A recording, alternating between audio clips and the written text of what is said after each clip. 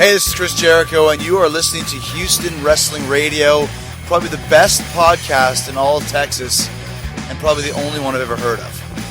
So crank it up and enjoy. To be the man, you gotta be the Ironman. And I am the Ironman, NWA World Heavyweight Champion. And you're listening to Houston Wrestling Radio. This is WWE Hall of Famer Tito Santana, and you are listening to Houston Wrestling Radio. Arriba! Shit, you're gonna give me the responsibility of hitting record and get this thing started. All right, go for it, ladies. Whenever you're ready. Oh, okay. That's our intro, by the way. Roll with it. He's not gonna roll with that. Yeah. Well. It's his show. All high and mighty over here. Come on, Reigns. Hello and welcome everyone to the 54th edition of Houston Wrestling Radio. This is Abel. And this is Travis. And this is Chris. And thank you for tuning in to our show today, guys.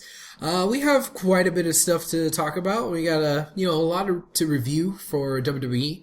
We're also going to have Bound for Glory come up, this upcoming weekend. So we got to preview a little bit of that pay-per-view. If there's ever a week to talk about TNA, it's the prediction show for their biggest show of the year. This would be the week. And we'll still try to keep it short. Yeah. Yeah. And we also are having this weekend the NWA Houston event where New Japan Pro Wrestling is invading. Hi. Hey. And because of that, we were able to score a pretty cool interview. We got Rob Conway. Hi. Hi. Hi, domo arigato. You mean the NWA World Heavyweight Champion, Rob Conway? Yes, sir. Him in the flesh. The same guy over the phone. Hold the same belt as Ric Flair, Yes. Ricky Steamboat, Barry Windham, Yes. Luthez. Yes. That guy. He didn't know where I was going there. So. Oh, hi. I'm sorry. Wah, wah. Domo arigato, Mr. Roboto. Oh god. Yeah. All right. Yeah. Welcome to the train wreck, folks. Yes. So we got a lot to talk about today, and I think this is going to be pretty fun. A good episode. Where do we start? Well, I don't know. Let's start talking. About this weekend. How was everybody's weekend? Oh, it was good. Yeah. Chris, what about you? Yeah. Oh, mine was awesome. It was freaking awesome. Yeah. You had a good weekend? Yeah. What? I didn't catch SmackDown, so I'm not going to be really particular in the SmackDown talk. What makes the Chris weekend awesome? Yeah, why did Chris not watch SmackDown? Hell, shit. Well, it's Friday. I went out. Oh, let me get closer to the microphone. Friday, I went out on had dinner with a new friend that I just met at the comedy show, at the Nick Foley comedy show. Who will remain nameless. So, ooh, mystery there. Okay. Dun dun dun. Yeah. So that's why I didn't watch SmackDown. So. Okay. With his new friend, quote unquote. Look at this guy over here. Yeah. And, we had ROW this weekend, but I didn't make it. Yeah, I didn't make it either. Whoa, you didn't make it. Yeah. For me to not make it, it's one thing, and whatever. You've been there since day one. Yeah, this was one of the few. I think this is a total of 5 PWA/ROW shows that I've missed in its 8 years of being around. Does a tear come down your eye whenever you miss it? A little bit. Really? Yeah. Wow. Yeah. Eesh. I was just kidding, but okay.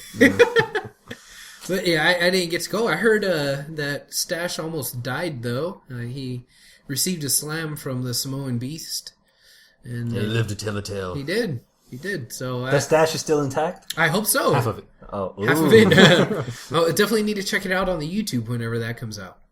So, on the YouTubes? The YouTubes, indeed. So, And then go. Sunday. Oh, my God. Oh, what's up with those damn Texans, man? No, I actually got tickets from a coworker. I walk in the door, and as soon as I walk in, I hear St. Louis scored the field goal in the beginning. I was like, oh, so it's going to be that kind of party. Oh, Jesus. Did you stay for the whole game? Yes. You did? Yes. How many people did not stay for the whole game? Half. Really? Half of the people. I think when in the third quarter, the kickoff that got fumbled into the touchdown from the Rams, I could literally see the aisles were filling up in the bottom row. Because I was actually in the 100 levels. Ooh, nice. And the aisles were just filling up with people. Just as soon as that happened, people was like, fuck it, yeah, I'm going to team out. Turn around, got out, left. Wow. Yeah. So were people actually booing when, or not booing, but cheering? Were people actually cheering when Matt Schaub got injured? That was fucking ridiculous, dude. Every one of those should have been slapped. Really? And their mama too, because they raised a hell of a child. So I take it you weren't the one that was cheering. Surprisingly not. The asshole does have a soft side, and pick sixes in every game so far. He hadn't had one so far, so the injury to go down, if it was an injury or not, regardless. I mean, we Texans fans just need to make something abundantly clear. We haven't won jack squat yet. No Right. Super Bowl, no AFC Conference Championship game, nothing. We have earned no right at all, even as a hardcore fan, to go to Matt Schaub's house Jeez. That by itself like a is bunch ridiculous. of babies Yeah. and bitch. Number 2, cheer the guy when he gets injured and bitch. And number 3, I suggest that they put the word karma on the billboard during every game, because as soon as TJ Yates came out, he got a Steve Austin-like ovation from the crowd, thinking he was going to save the day. And what did he do? Pick six. Exactly.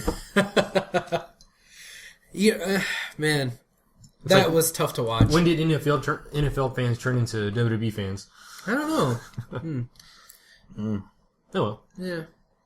Anyway, well, back to wrestling, because after all, This is a wrestling wrestling podcast? Well, no, I was gonna say. Oh, the reason why I brought up the game as it relates to wrestling, in that lower bowl corner, there was this dude. I don't know if you guys have ever seen him or heard of him, called the Ultimate Fan. No, He I has haven't. face paint like the Ultimate Warrior. He has the huge Warrior logo in a huge necklace, and he has Warrior stuff drawn on his long trench coat jacket, like he did when he was in WCW. Yeah, Oh my god, he looked like he was about to kill himself. really. Yeah, that was depressing. I looked at him, I was like, man, Hellwig can't be here. This can't be Hellwig. And I'm looking around, I see him, I was like, yeah, it's not him.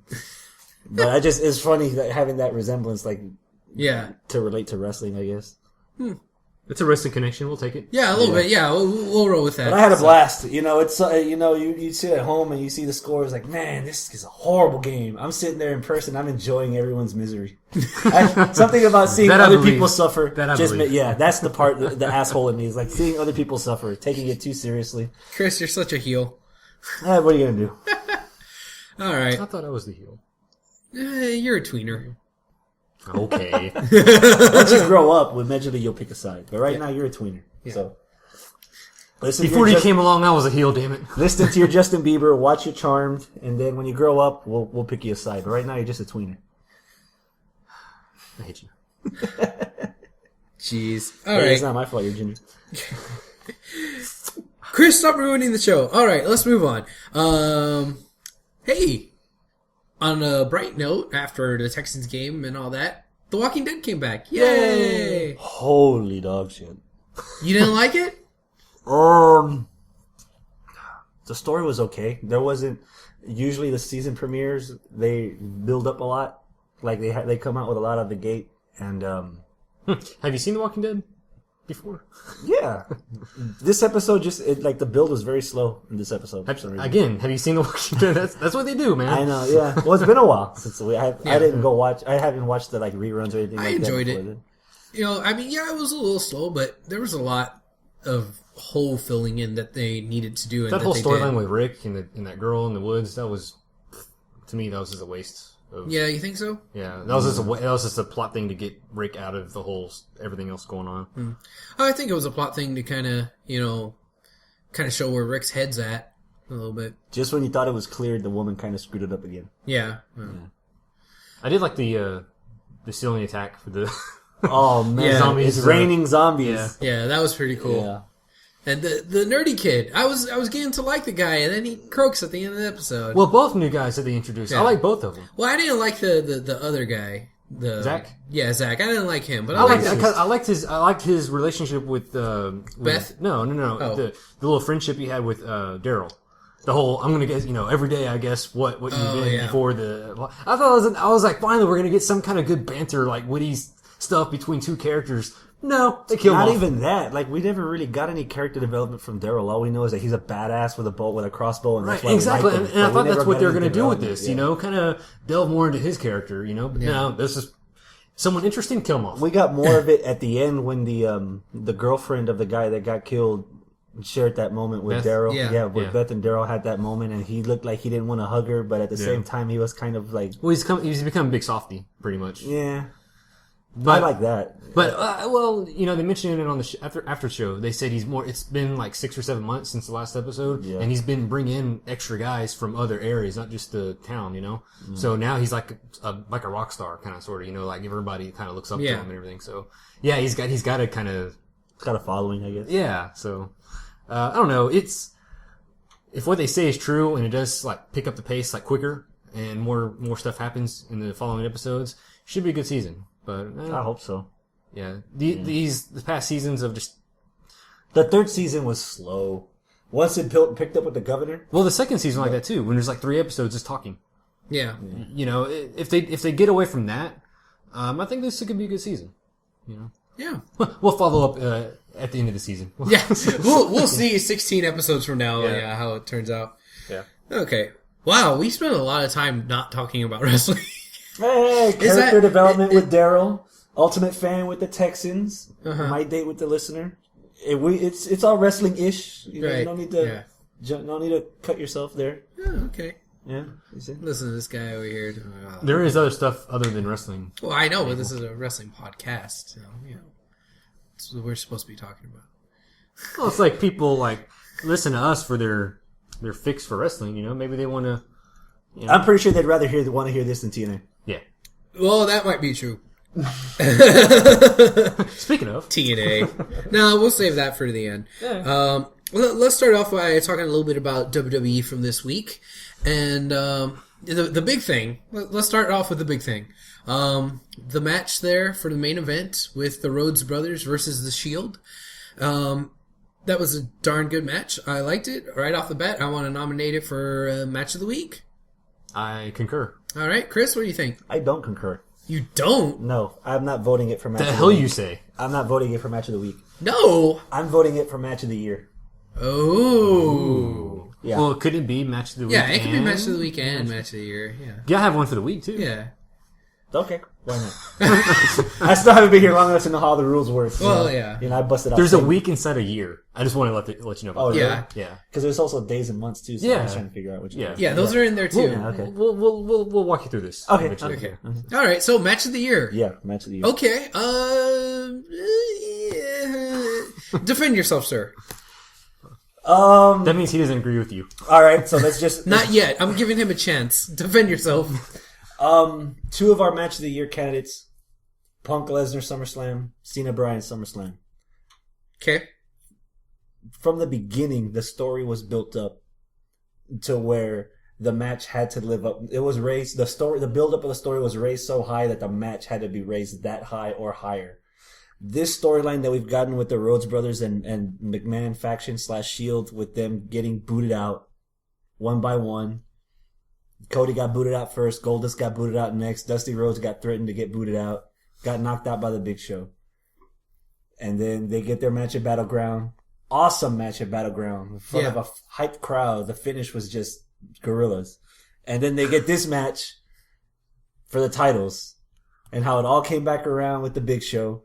It was a no DQ match, but it didn't start off that way. You know, it went from the bottom and it progressed and it got higher and it got higher. And as shitty as the St. Louis crowd was last night, you could feel them boiling. They're getting a little hotter. They're getting a little hotter. The match keeps progressing. It keeps getting more abstract. They keep getting hotter. They keep getting hotter. And then at the end, where Big Show comes out and just lays every one of them out one by one, they worked the crowd perfect. That was old school Mid-South wrestling. Literally. You got Cody and Rollins just slugging it out like old school brawlers, you know? Mm-hmm. Then you've got the action going inside, you know, Goldust actually being the guy to stand toe to toe with Rollins, with Reigns. Yeah. Like even Big Show there's some sick shots in even those Big things. Show hasn't been able to do that. Like there were times where Reigns would just level him and then Goldust out of all people. Yeah. Well, the chair shots helped. Yeah. Once Goldust got a hold of that chair, oh boy, he went to town. Even more detailed where Rollins goes, "Dummy, don't you get it? You're not supposed to let go of the chair." Little stuff like that, like little toppings that go along with everything, just put everything together really good. Yeah. And you couldn't follow if that was the main event of the second hour, nothing could have followed that. Right. Nothing. So it was a good thing that was on last. Yeah. And, when was the last time we've seen the tag titles defended on the main event of Raw? And when was the last time we've seen the tag titles defended on the main event of Raw and there was a title change? Like that, I think this is pretty unprecedented. I want to say it was Cena versus HBK winning the tag titles. That's what I was thinking. On Raw, like the month before their main event match at WrestleMania 23. That was like what, 2, 3? 23. 23. Yeah, that was 7 years ago. And then Damn. before then, I think Austin and Undertaker beat Mankind and Foley for the tag belts. I know we're missing one or two. But there's like one or two spots on 1,000 episodes of Raw. Yeah. So it's not every day that something like that would happen. Yeah. And it puts more emphasis on the tag team titles, which is what we all wanted. So, and Shield, they did mention that they have held the titles for quite a while. So for the Rhodes brothers to be able to do that, elevates them a little bit. And with the added storylines, something that commentators were sprinkling in there is the Usos were upset that they didn't get the title shot. That the Rhodes got it that was peppered in there. Yeah, so... Hey, that's going to happen when the Rhodes brothers beat the Wyatts on SmackDown. That was another good match, too. When I first saw that, I was like, that's really random. Yeah, it was random, but I think they were just trying to... In hindsight, I think they were just trying to build up the Rhodes in preparation.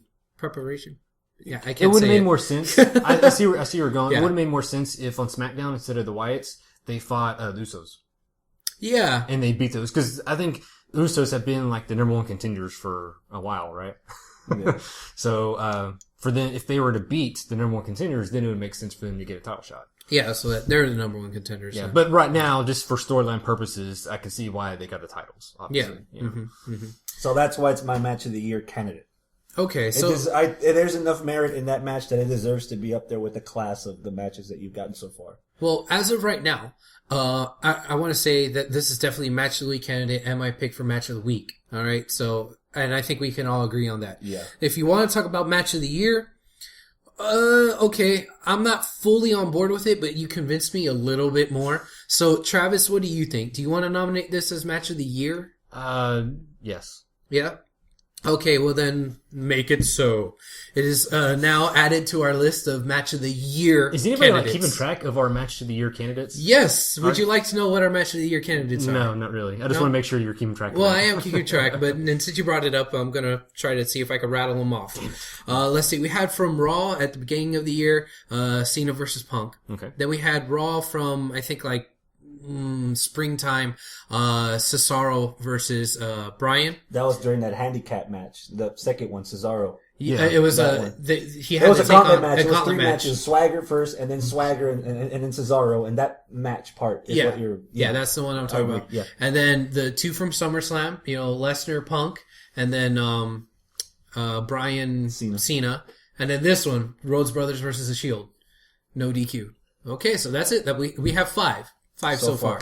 Yeah, so and what is this? October? We got two more months in the year. Yeah. TLC's coming up. TLC produced the match of the year, Which is going to be in last year. Houston. Yeah, and it is going to be in Houston. So, there might be one or two more match of the week candidates thrown onto that list.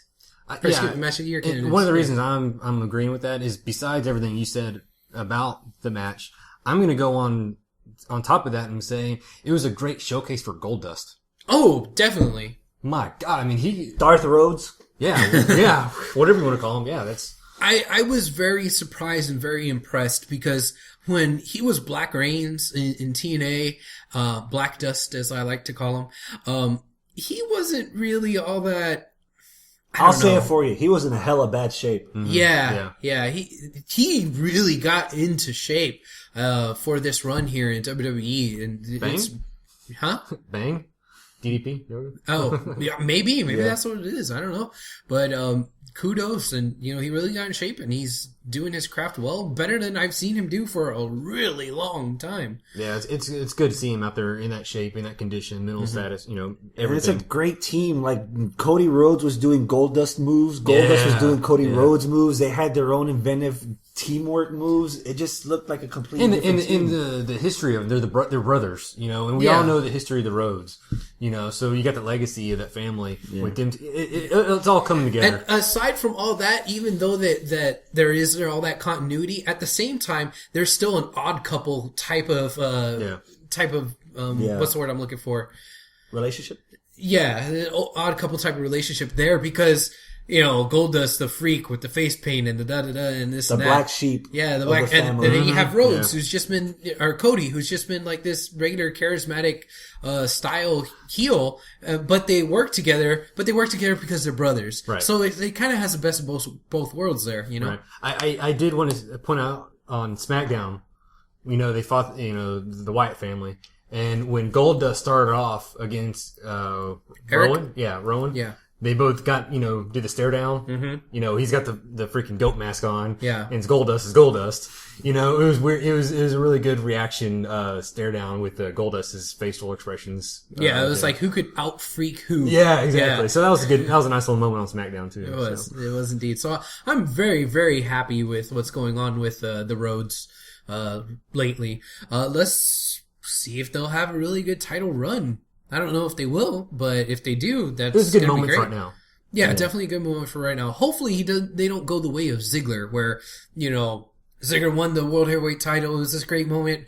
Everybody was elated that it happened, and Ziggler was on top of the world, and then where's Ziggler now? Where is Ziggler? I don't know. Not on the card. That's a shame. It is a shame. Well, actually, he's going to have a match with Dean Ambrose Tomorrow. tomorrow on main event for the U.S. title. Main event, you say? Main event. Wow. Yeah. That show's still on? Yeah, the show is still on. Yeah. Who'd have thunk it? Yeah. I don't know. But I doubt that there'll be a title change on main event. If this was on SmackDown or Raw, I'd be like, ooh, maybe there's going to be something to this where there'll be a title change for that, considering that the other 2/3 of the Shield have lost their titles.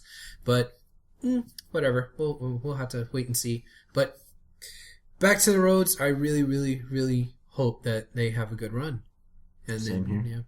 Yeah. And I'm still holding out hope that eventually, come WrestleMania time. Put some ice on it. Kill the erection. Come on. Next. What's next? I'm just saying, WrestleMania 30. I'm just saying. Yeah. Cody we're versus going. Goldust. Yeah, no. It's gonna happen. It should happen. We have a better chance of getting ringside seats in that match happening. Well. Well, Chris. Well, hey. Okay. Let's see. There was another decent little match on Raw. It was Bryan versus Del Rio. Oh my god. It was decent. There was a lot of people that were kind of crapping all over it on the internet, and I think it was pretty much because of Del Rio. People really, really don't like Del Rio right now. I don't really like Del Rio right now as a character, but I still respect his in-ring work, and he does pretty good. And whenever you have Bryan in there with anybody, Bryan with a mannequin can be a freaking 5-star match. I wouldn't go that far yet. Okay. But people that are harping on Del Rio also tend to forget we had him versus Ziggler like match of the week for like half of this existence of the podcast. True. Yes. You're just right. because whatever personal feelings or whatever feelings of the character you have, don't let that cloud your judgment when it comes to him still having good matches. Because even at his dullest, the character, as dull as the character is, he can still have great matches. And other than the finish, which I thought was bogus, which we'll get to in a second, it was a really good match. And if it weren't for a better match later on in the card, that could have easily been match of the week. Yeah. I still want to nominate it as a match of the week candidate just for the sake of having candidates. But, hands down, the match of the week is, that other match, Rose versus Shield. But no, not even a candidate. No. No. Del Rio stinking up the joint. You're checked out of Del Rio. Yeah, I've been checked. Have you been on the show? I've been checked out to the point that nothing can No. bring him back to life. He can't even be a walker. No. Okay. Shoot him in the head. Okay. That was a horrible zombie impersonation. You sounded like a cat with a cold. Like the Ultimate Warrior waking up. Yeah. Hulk Hogan. No, I'm not gonna get into that shit. Cut that out.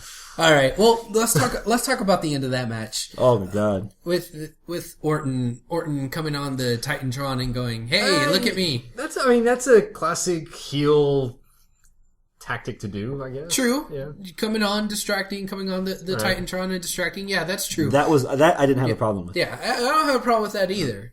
What's your problem with it? Well, I don't know if I fully have a problem, but there was something where I was like, I don't know. The whole thing with him running into the not the lockers room, but the trainers room with the Bellas. Yeah.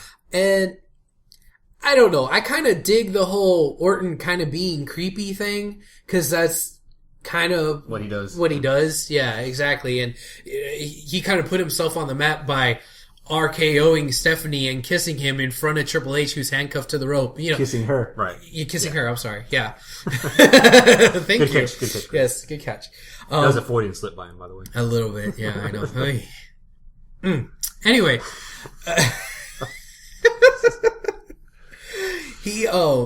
So I could dig that.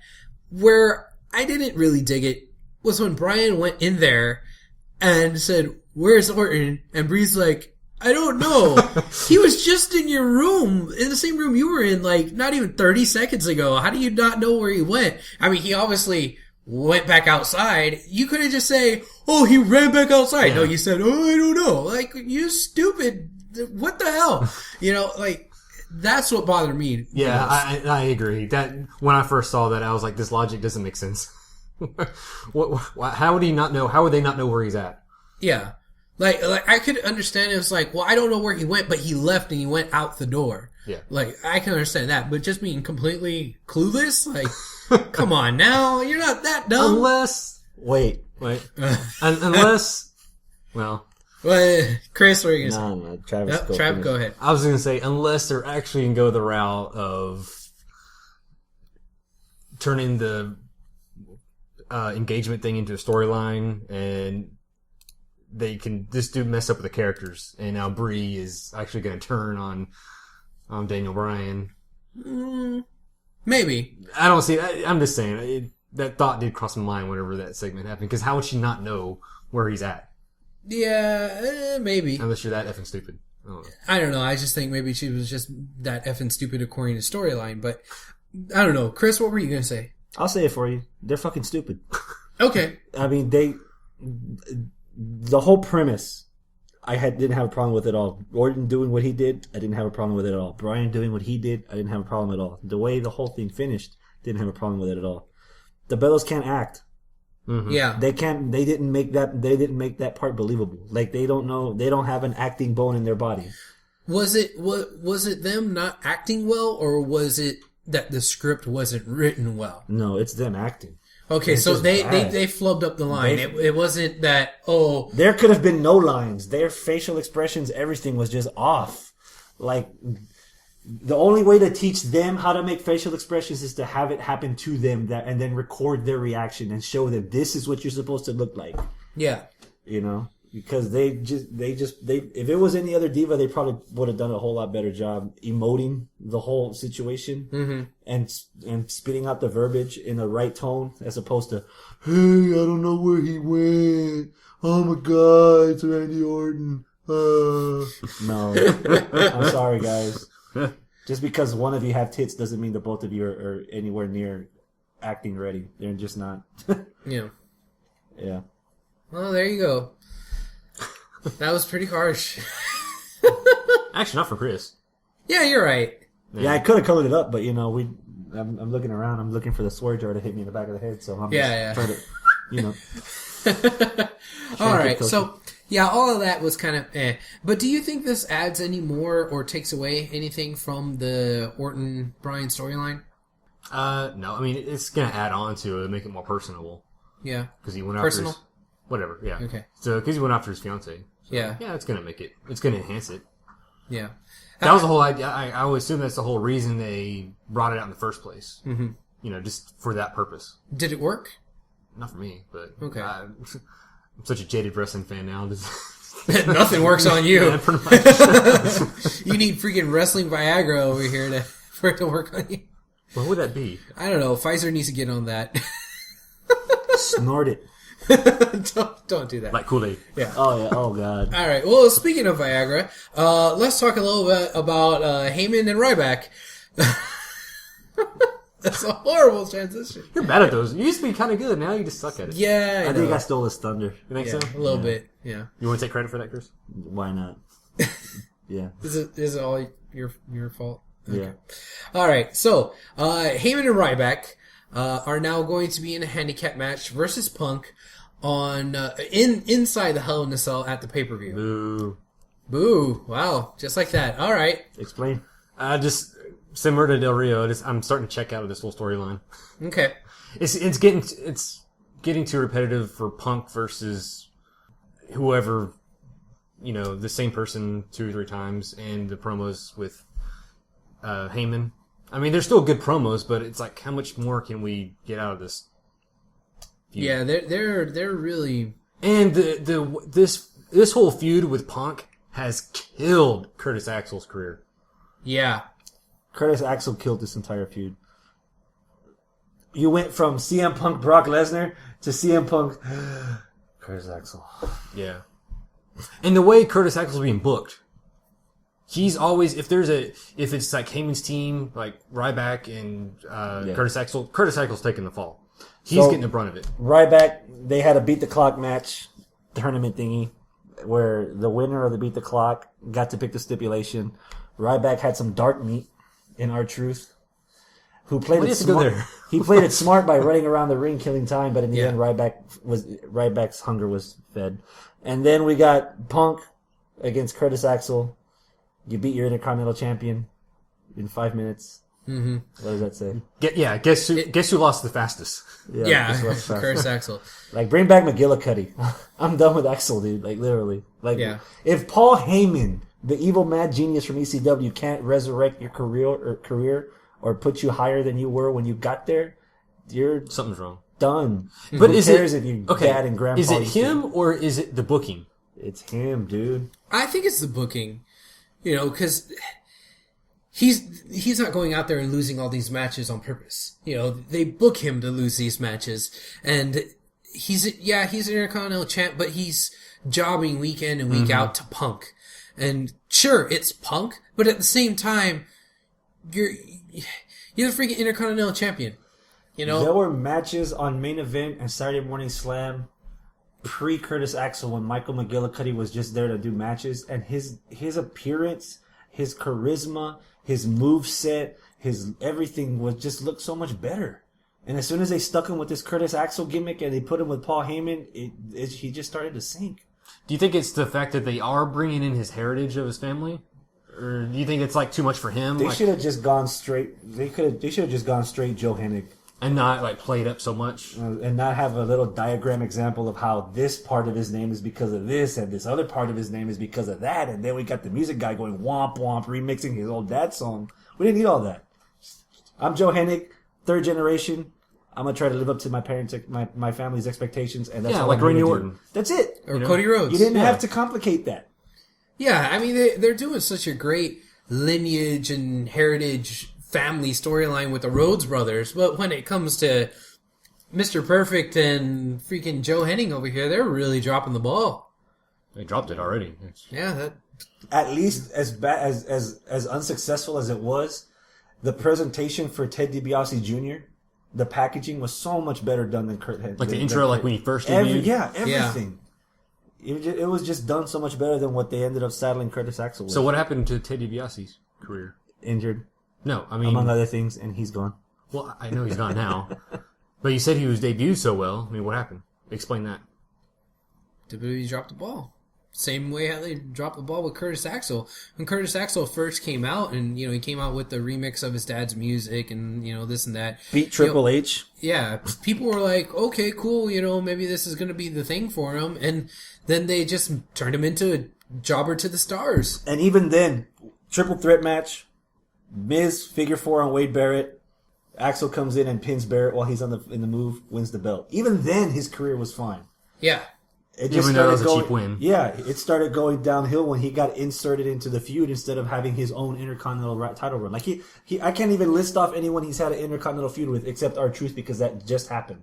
Yeah, it just Other happened. than It doesn't that, make sense. he's never had a feud. They just stuck him straight. Like one-off matches with. He was like the third wheel in the Brock Lesnar CM Punk love fest, and now with Ryback, he's the third wheel again. And now, I think he should have a good program, a good feud with Kofi.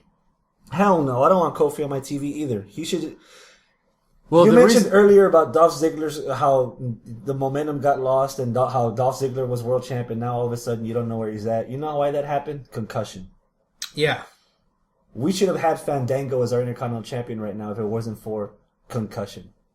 You know, I as much as I have respect for not booing Matt Schaub getting hurt, I want Axel gone Well, at any means necessary. yeah. Well, I tell you what, I'm sure Paul Heyman right now is feeling like a Houston Texans fan, and Yes.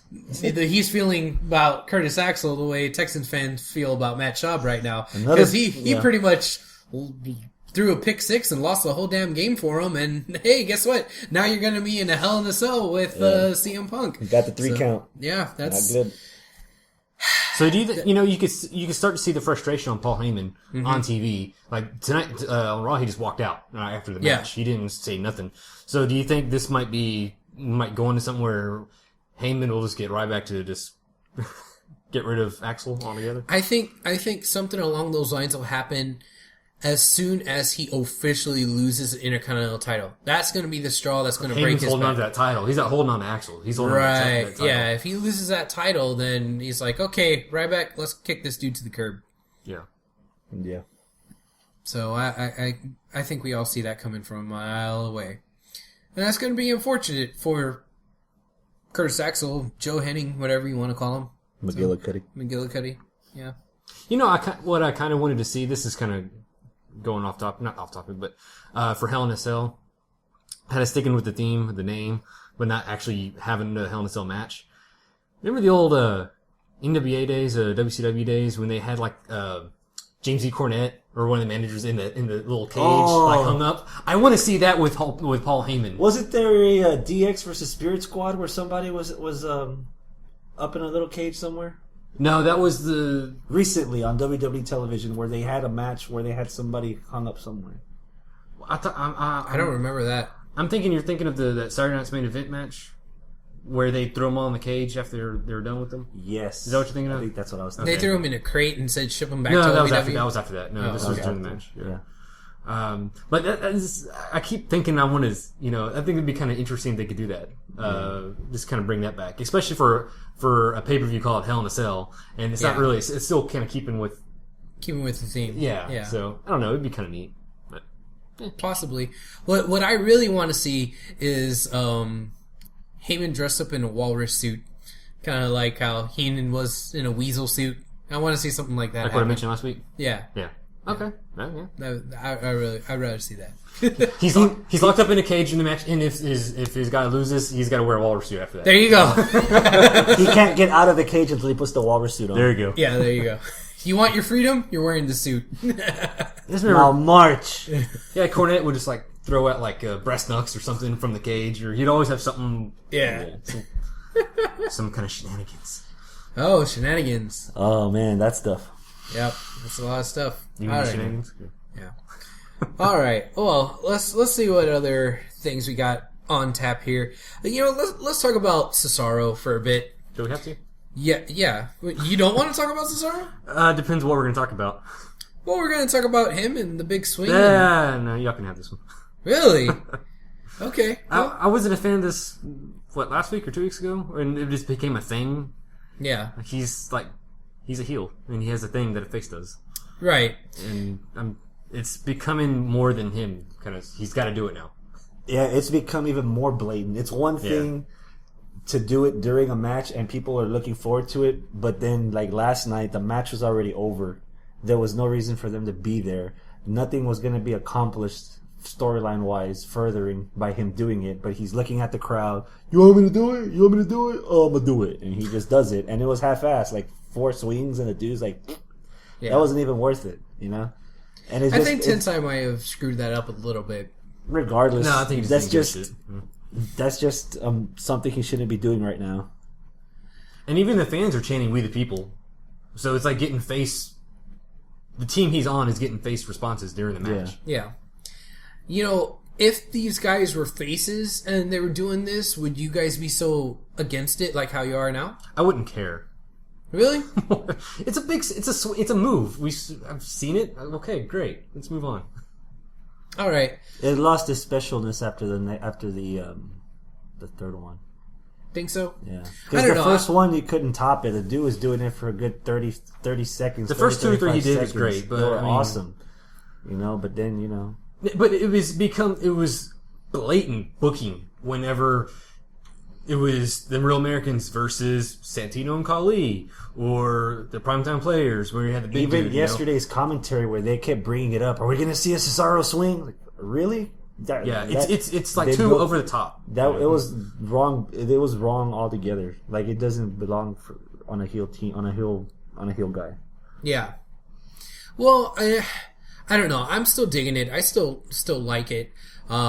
Whenever they come out, I do want to see the swing, and I also think that Cesaro is definitely the strong one, and I don't mean like strong as in strength. I mean the stronger character, I guess you could say, the bigger draw. In the team. Nobody's denying that. Oh yeah, I'm not saying that you are Of the denying it. three, you Yeah. got him over Coulter. Yeah. Now, Yeah. I And agree. I don't. And yeah, sure, he's getting a bigger pop and a bigger reaction, even though he's a heel. But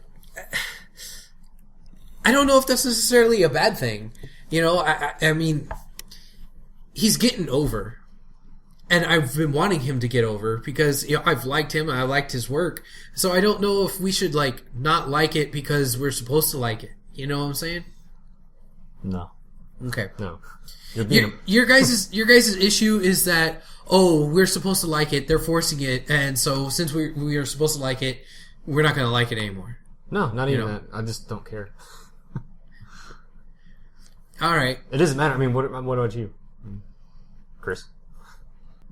I might be overdoing it when I say this, but it's kind of like the John Cena syndrome. They're already forcing it down our throats. Yeah. Yeah. Yeah, they're not letting it happen. Like the first one, they let it happen. The one or two after that, they let it happen. But now it's gotten to the point where they're like throwing it in our face. Cesaro swing, this and this. It's just I don't know. I'm getting there to the point where Travis is at now. I'm not there yet, but they're not helping any. Okay. They just need to calm it down a little bit. I will say one thing I did like when they came out. They did that little backstage vignette with Coulter, and he finally mentioned Los Matadores. Yes. Oh, yeah. So that should be an interesting feud. Or just Yeah. with promos with Coulter. Yeah, I hope that is a feud that will come around and Coulter will be able to address that.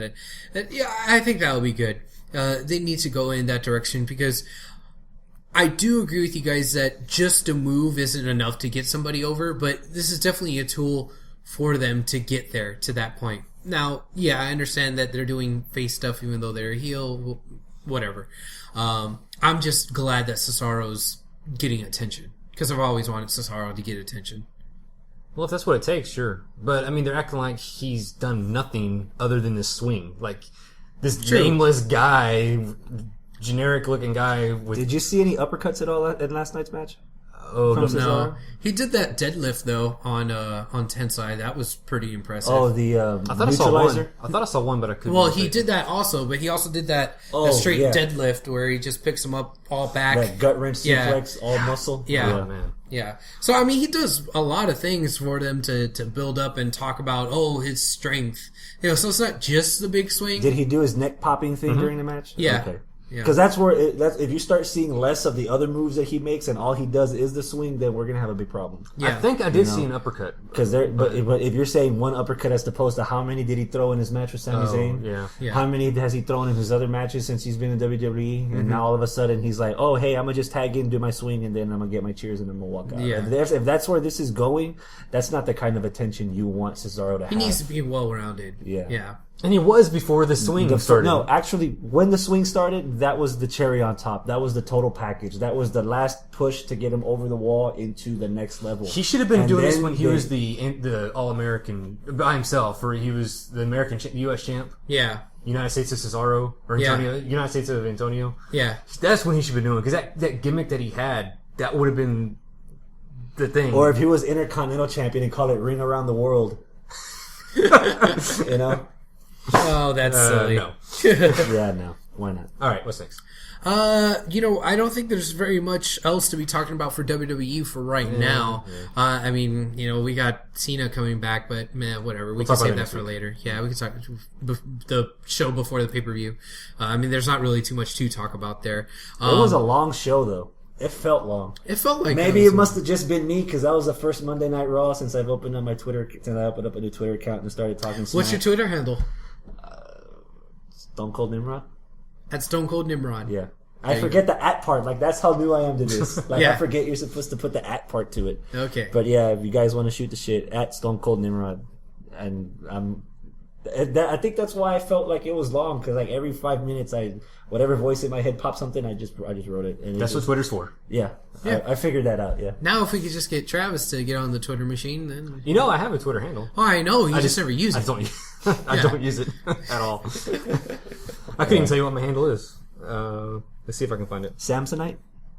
Oh, I changed it from that. I thought it was T. Belden 13 or something like that. That could be it. Very good, Abel. T. Belden 13. Oh, I was right. Yeah. Huzzah! Yeah. You earned a cookie. Yay. All right. But nobody's going to know how to spell that, so it's okay. Go ahead. BLDEN.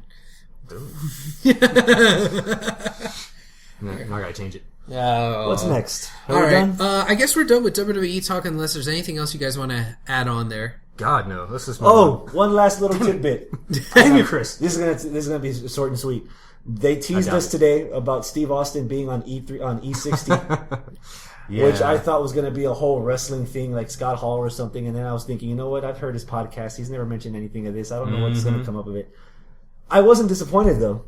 They had the last segment of the show was a retrospect of sports in video games. How it started from Pong, how it went through Mike Tyson's Punch Out, Tecmo Bowl, Madden, Tiger Woods golf, and how it evolved into the future video games. And Stone Cold was one of the guys that was talking about how games were in the past and how new games like this WWE 2K14 coming out, where it really gets you captivated and in the if you want to be in that person's shoes or behind that person's golf club or baseball bat or behind the steering wheel, it takes you in the fantasy better. It takes you into the world better. And he was one of the guys talking about the game with a bunch of other sports legends, and it was maybe 30 seconds of them talking. Yeah, but the context of the whole clip was really good. Oh yeah, me as an old school gamer, all of us, yeah. So not just you, Chris. YouTube it might be on ESPN.com. Find it. It's worth the watch. Cool. Sounds good. Yep. All right. So I guess that's it. WWE talk. Shall we move on? Yes. All right. So we got Bound for Glory coming up. Finally. Yeah, I know. It feels like it's been 6 months in the making.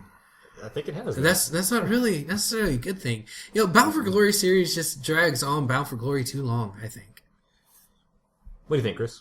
Weren't you the guy that liked the fact that they had a slow burn with the Bound for Glory tournament? And I didn't want to say now you're already poo-pooing on it? I know. It's just like... One more week, man. One more week. That's all you got. I know. Okay. Not even a whole week. You got 4 days. 4 days. Okay, 4 days and we can finally get this shitstorm over with. So now it's a shitstorm. Says the guy that loves slow burns. Yeah.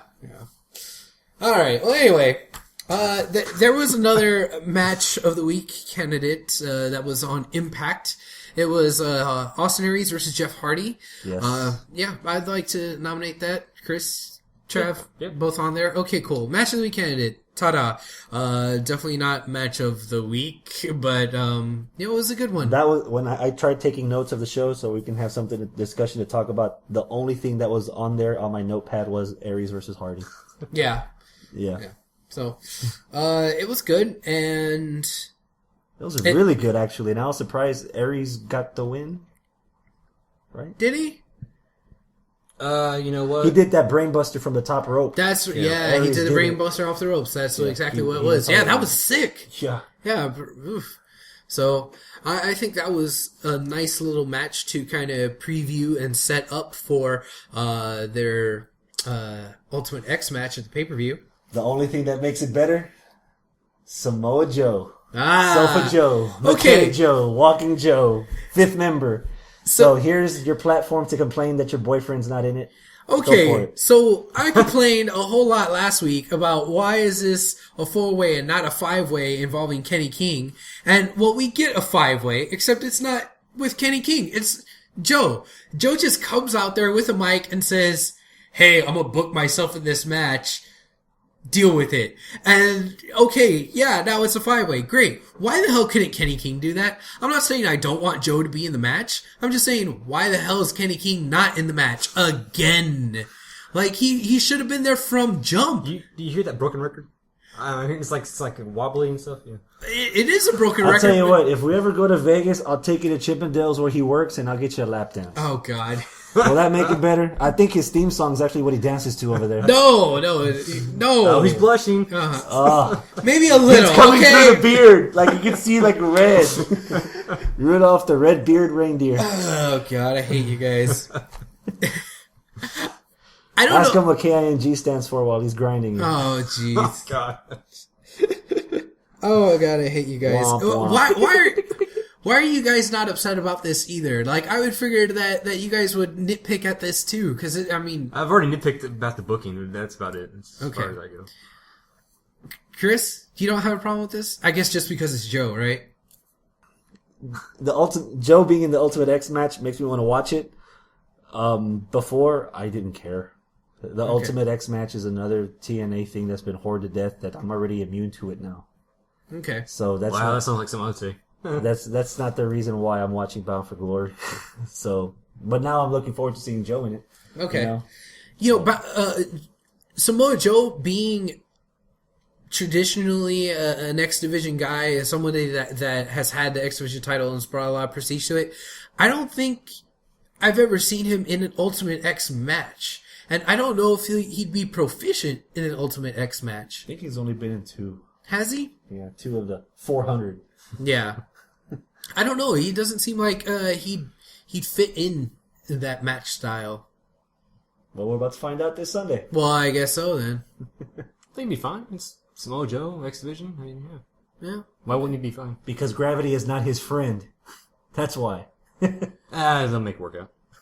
They'll lower the bar. Literally this time. Okay. So, why don't we go ahead and do this? Why don't we give our predictions?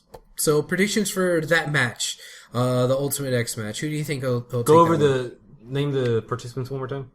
one? Okay, we have Manic, the champion, Sabin, Hardy, Aries, and Joe for the X Division title. Man, if it wasn't for the X Division title, I'd say Austin Aries, but I think Austin has kind of moved on from that. Okay. So, you don't think so? You're looking... His promos sound like he wants to win the belt and hold on to it so he can recash it in again for the 3rd year in a row next year when they get to Destination X next year. Because he's implying that the same rule is going to happen next year, that whoever's the X Division champion cash in for another heavyweight title shot. I don't know. You know what? Manic's going to retain. Think Manic will retain? Yeah. Okay. Chris? Son of a bitch. I'm picking the same thing. You think Manic's going to retain? There's too much popularity in the X Division. For him to really get cemented as an X Division wrestler, he'll go over all those guys. Yeah, you got Hardy, Samoa, you got Aries. They don't need the belt. And Sabin, yeah. So if it's either going to be Manic or Sabin, I'm just going to go with Manic. He's I'm going to going with retain. Manic too. I'm going with Sabin. He'll get that heel win. It'll, in TNA's eyes, solidify him as the big heel guy that they want him to be. And it'll give Manic, the face, a chasing the title type storyline with him and Sabin. Okay. Fair enough. All right, well, There you good. go. I'm glad we can agree. Well, no, we're not agreeing, but at least we could be civil about something. Yeah. For once. Don't worry, it won't happen again. Yeah, I know. It probably won't. All right. Now, there's going to be a gauntlet tag match on what's going to be the pre-show. And whoever wins this gauntlet tag match will go on and face the tag team champions of Gunner and Storm. So, this is who we have in this gauntlet match. Okay. We have the Bromans versus Park and EY versus Bad Influence. There's your winners. Versus the Mexicans. So Bad Influence. Wow. Okay. Right off the bat, Chris. Yeah, I've got Bad Influence winning it too.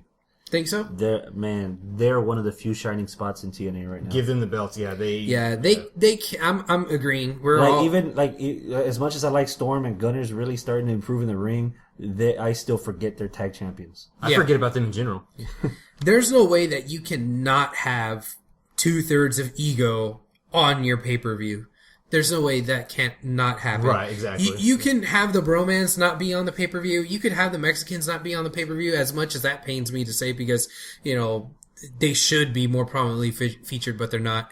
And Park and EY, they're going to have enough going on with their road trip to, you know, whatever, and they don't need to actually have a match on the pay-per-view. They'll probably just do something goofy backstage. So, yeah. To get a spot on the pay-per-view, I'm going to have to go with Bad Influence. And it's going to be Bad Influence versus the tag team champions, Gunner and Storm. That brings us to that match. Who's going to win? Bad Influence. Bad Influence. They're going to win the tag titles. Yeah. Okay. Just for the sake of disagreeing, I'll disagree, and I'll say that the champs are going to retain. Yeah, sure, you could be wrong if you want. All right, I'll be wrong. I want it so bad to say defend yourself, but I don't care enough. I want to know why. Really? Next match. Wow. Okay. Well, I guess we'll just move on there. We have a three-way for the knockouts. Ooh. So, those three gals are going to have a match for the knockouts title. Can we just call this the knockouts division for the tag team, for the knockout title? Yeah. Who is the champ? ODB? ODB's the champ. And who's she fighting? Gail Kim and Brooke. Just Brooke. Jeez. Not Brooke Tessmacher. Not Brooke Tess. No, just Brooke. Brooke. I hate that. Why are they just calling her Brooke now? I don't like that. I don't know, man. I don't know what to tell you. Brooke. I got ODB winning. Okay. Yeah, I think ODB's going to win, and that's somehow going to carry into a feud with her and Lady Tapa. Yeah. Actually, interesting. What I was going to say is I think Lady Tapa's going to get involved. There's going to be some sort of shenanigans, and Lady Tapa is going to somehow manipulate the match where it's going to be like a DQ or something like that, and some sort of schmoz or something, and that's going to lead to ODB, who still have the title, versus Lady Tapa later on down the line. So ODB will still win. Well, I don't know if she'll win, but she'll still come out with the title. So it'll be like a DQ or a no contest or something like that. Yeah. Okay. Because of the shenanigans. There'll be shenanigans. Is there now? Yes. Wow. Okay. All right. Let's go a little bit higher up the card here. Magnus versus Sting in the I'm going to pass the torch to you match. They might as well call it that. That's... A torch on a pole match. I think it's pretty obvious who's going to win here. Magnus. The whole storyline is built around Magnus beating somebody who's, you know, higher up on the card. That's literally what the storyline is to this match. I want to beat somebody. That's my problem with the booking of this match. Yeah, it's just too freaking obvious. They've all but said, "Hey, I'm gonna lay down for you." That's why I'm picking Sting. Ooh, in a swerve there, huh? Because that's what TNA likes to do. Yeah. I'm not sure if part of me thinks that TNA's not really having that much faith in Magnus as a face. And I think this is going to go into a rematch where Magnus is actually the catalyst and he's the bad guy, and that's how he gets his win over Sting in the rematch. I've got Sting winning. Okay, so you got Sting winning, and then he's going to turn heel? Magnus is? Magnus, I think so. Yeah. Okay. I can see it happen too. That could happen. I'm just going to stick with safe booking. I'm just going to say Magnus. Yeah, I'm going to stick with that too. Magnus was the one that brought upon this whole match in the first place. Yeah. You know, like you said before, it doesn't make sense how, we got a main event Mafia guy, I'm finding another main event Mafia guy. and it was all Magnus's doing to begin with. So I think he's going to have a role in that. Okay. You know, I could see the scenario that you're talking about happening, and I think that would be better than just Magnus winning and that's it. But that'd still be my pick, although I hope I'm wrong and I hope you're right. Okay, let's move on. We're gonna have Kurt Angle versus Bobby Roode. This is what I'm looking for. This is a toss-up. Well, let's talk about how that came about from this week. Yes! That is true.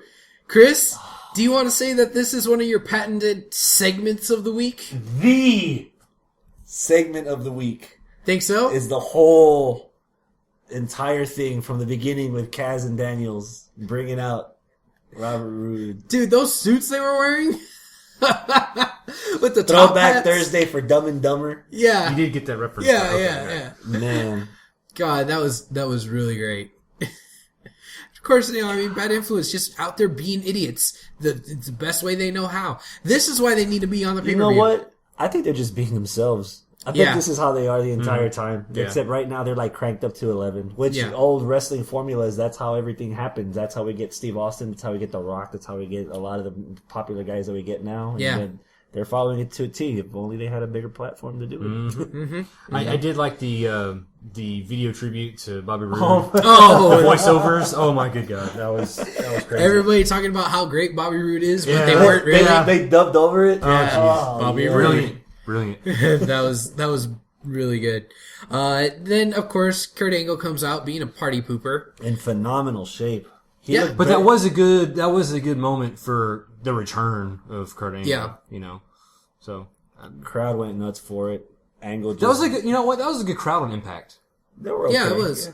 For Impact standards, that was damn good. It was. Where were they? Tulsa? And it wasn't sold out either. Like from pictures from fans that showed up, it was not. They were having trouble selling seats there. I mean, the fans. I mean, they knew when to boo. I mean, Dixie was getting crazy heat out there. Oh, man. I don't know. Some of it sounded dubbed in. Some of it Well, it piped doesn't. It came out good on TV. That's Okay. the important. And it was live. Yeah. Yeah. So you had Dixie was getting the heat that she needed to get. You know, the fans cheered when like Kurt Angle, stuff like that, when they needed a cheer, when they needed a good pop. Yeah. They knew when to do that. So the presentation on Impact came out really good. Okay. It's really good. For a go-home show. Yeah. Well, not technically, we have a go. Oh, that's right. Yeah, I'm sorry. We still got this one. Yeah. Derp. So what you're saying is there's still a chance for Kenny King to get added into the. No, what Ultimate we're X. saying, there's still a chance for them to fuck it up. Oh, okay. Yeah. All right. So predictions: Roode versus Angle. Who's gonna win? Angle. Rude. Angle. It's his comeback, match. He And he's gotta. getting inducted to the Hall of Fame, too. Yeah, he's got to So? win that. He's got to win it. So, it's a Hall of Fame. It's a comeback match because his dumbass got drunk. It's not Rude's fault. Rude's winning. Okay. Fair enough. All right. Fair enough. There you go. You're wrong, but okay. Fair enough. All right. Main event time. Bully Ray versus AJ Styles for the TNA Championship. Is AJ employed? No. I'm confused on this whole situation. No, AJ's not employed. He does not have a contract, but he still is going to wrestle this match anyway. But How is that possible? I don't know. A part of me is curious to see what would happen if Bully won. You know, we got the nice build with Robert Roode at the Bound for Glory a few years ago. He wound up losing, and then the next night, his tag team partner won the belt, and we got a whole brand new storyline that nobody saw coming, and it was out of nowhere, and it was great. Mm-hmm. They've made it so obvious that AJ Styles is winning. What if they are screwing with us? I would hope so. I would think that would be more interesting because, this whole thing about, he's going to win and take the title with him and do the same thing that Punk did and all this and that. All that's going to be like totally have a monkey wrench thrown in it if Bully wins. And the whole demise of the Aces and Eights, which we thought was supposed to be happening here at Bound for Glory, would happen if he loses the title. But if he keeps the title, the Aces and Eights are still around. What the hell? Like, it's going to be so different if Bully actually wins. It'd be crazy enough that it just might work. But I don't think that's what's going to happen. I don't know. I think they're going to stick with AJ and do that whole thing. Trav, what do you think? I think AJ's gonna win.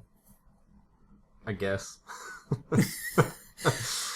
Why do we even have you on the show anymore? You don't care about anything. It's not that I don't care. It's just it's hard with TNA because their booking's so sporadic and spastic. You know. Well, the spastic and sporadic thing to do would be letting Bully keep the title. Yeah, I guess so. I don't know. I'm still gonna say AJ, even though he doesn't have a. If they're gonna copy the whole thing with CM Punk, they should have at least fibbed and said that he doesn't. His last day to have a contract is the day of the pay-per-view. At least that would make sense as to why he's still on TV. Yeah. If she tore up his contract a few weeks ago, that was a renewal.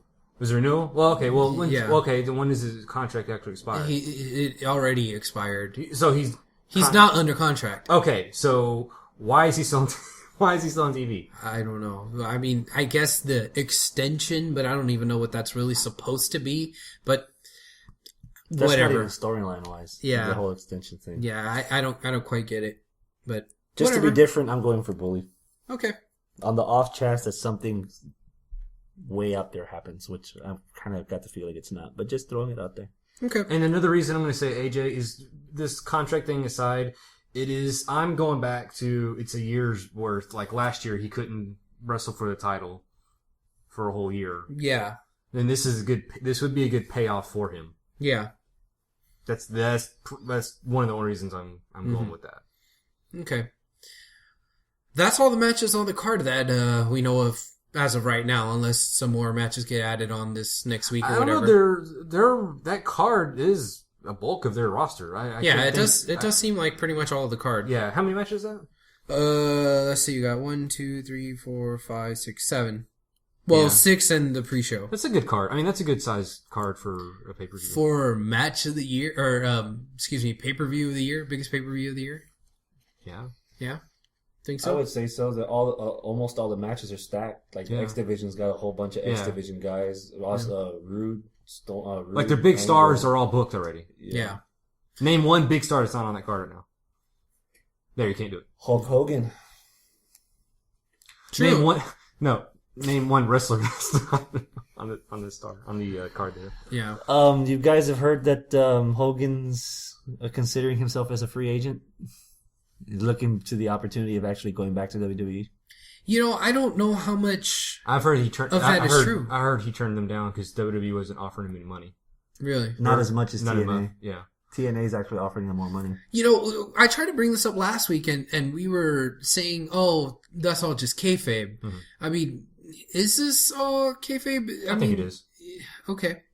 So you think maybe he's still under contract with TNA? Yeah. And, okay. Is that it for TNA talk? I think so. We covered the whole pay-per-view. Yeah.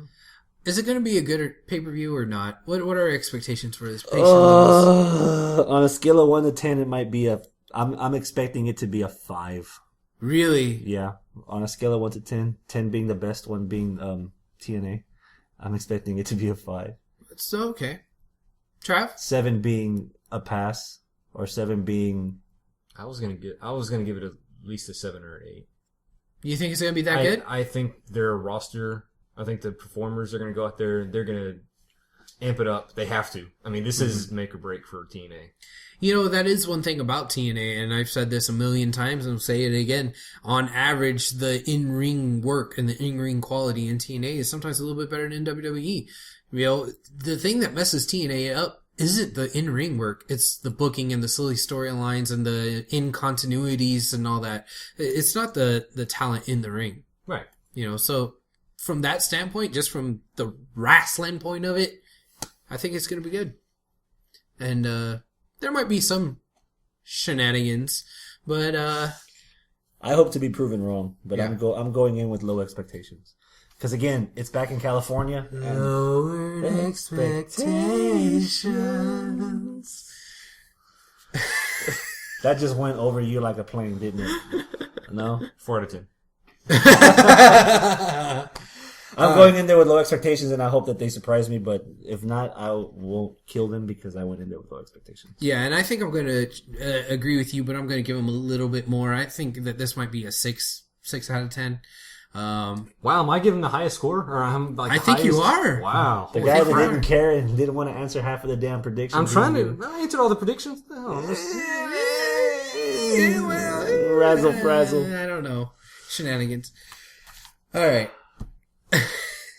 Man, you're whoring that out nasty, man. Oh, I know. You need to calm down.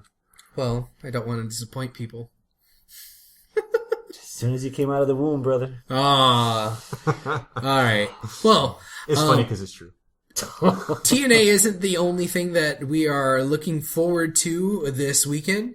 We also have the NWA Houston show, the big show that they got going on where New Japan is going to be invading. Yes. That's going to be pretty cool, man. Hi.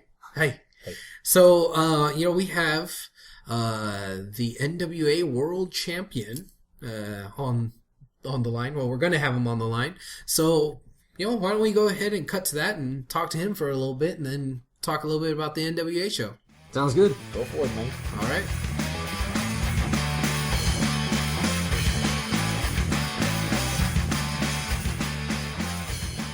All right, ladies and gentlemen, here is our special guest interview for this week. And we have none other than the NWA World Champion. He is Ironman Rob Conway. Welcome to the show, man. How you doing? I'm doing great, man. I have such a ring to it. The NWA's World Heavyweight Champion, the Ironman Rob Conway. I can't hear it enough. Nice. Yeah, well, we look forward to hearing that announced over the PA system this weekend because you are going to be here in town defending your title, and it's going to be a pretty darn big show we got going on. New Japan's invading here in Houston. It's going to be freaking awesome. Yeah, let's just hope that I hear it after the match and still NWA World Heavyweight Champion, Ironman Rob Conway. There you go. That's got a nice ring to it too. Yes. Yeah, I hope so too. I'm not a big fan of Brian Wilcott. Oh, Chris, me and a hater over here. But, Yeah. All right. Well, tell you what, man. Let's kind of get to know you a little bit, kind of break the ice. One way that I like to kind of start off our interviews is just by finding out how did you get into wrestling when you were younger or in your early days. How did you come around to liking it? Well, I was a lifelong wrestling fan. I can't tell you when I started watching it. I was a really little kid, but I used to go to the Liberal Gardens and watch it like in 4th and 5th grade on Tuesday nights. My aunt would take me. So I'm not just someone who lifted weights and decided that he'd like to start watching, start wrestling. I wanted to be a wrestler at an early age. I just didn't know how to go about doing it. So then I played sport, played college basketball, then started working out. And just so happens that, I was watching wrestling all the time on TV, and I was going to work one day, and I looked over to the left, and there was a sign that the Danny Davis School of Professional Wrestling, Pro Wrestling Sunday nights at 7 o'clock. And then later, after I met with him and joined up and started training and found out it was way harder than I ever thought it was going to be, that Danny Davis School of Professional Wrestling became Ohio Valley Wrestling, and that's where WWE came to start training their guys, and that's how all that came about with me getting to contract with WWE. Well, that's pretty cool. I guess that was a kind of a right place at the right time type of thing then, huh? Yeah, because OVW at the time was just 12, 15 guys wrestling in a warehouse and having a show once a week, and then WWE was impressed with the guys that Danny Davis had trained, and that's when they started sending their guys there to train. And all the WWE talent had no training for the most part. They were just, from college wrestling or bodybuilding or college football, or college wrestling. It was just guys that hadn't had any training yet.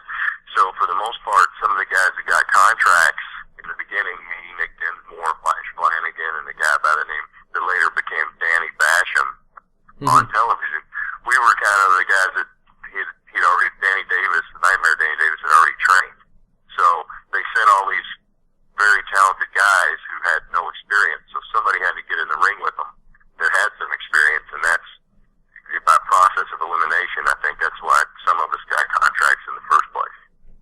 see. Well, cool. I'm glad you were able to, get that contract.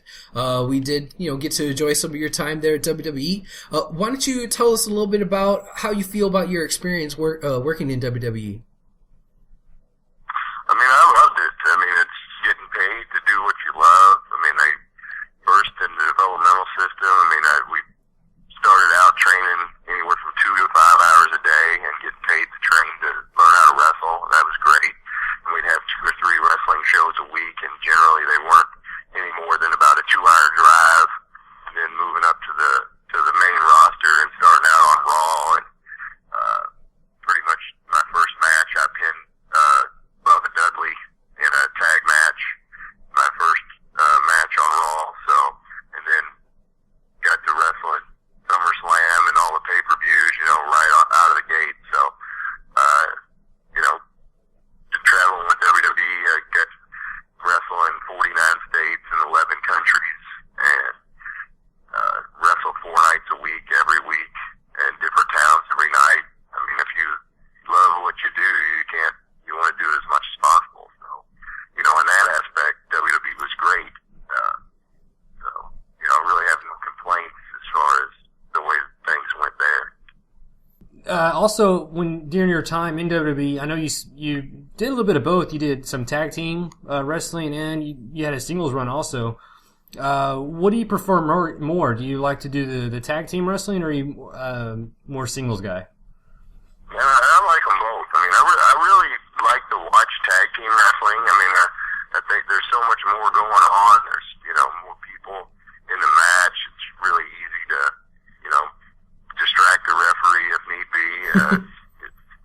There's a lot more to it, and to me, it's really exciting. Singles wrestling, I mean, I enjoy it. It's a lot more work because you're doing it all yourself. You can't tag out when you get tired. Yeah.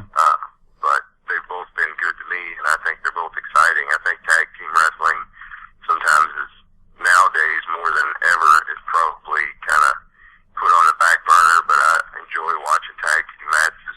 That's something that I grew up watching the Fabulous Ones and the Rock and Roll Express and British Bulldogs, and getting to be WWE Tag Team Champions with Sylvain and Renee and La Resistance was great. And, it just, it's hard to choose between the two.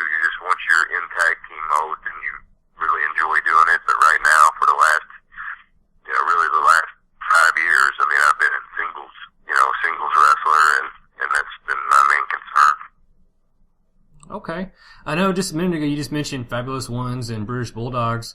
You said you're a lifelong fan. Were you more of a WWF guy, or were you more of a NWA or WCW fan in general? Well, initially I grew up watching the USWA. I was pretty much Jerry the King Lawler, Bill Dundee, Jimmy Hart, that group. And then I watched WWF and enjoyed NWA, when I got to watch it on cable. But I think as I got older, I really liked to watch WCW. I mean, they were really hot with the NWO, and that's right when I got into wrestling. The NWO was really hot for WCW, and DX had just formed in WWF. So, I mean, it's hard to, there's a little bit more of a gritty feel and a more visible style of the NWA, I think. And WWF was more colorful and just more pageantry, but they both had their strong points. But I was probably more an NWA person growing up. Pretty cool.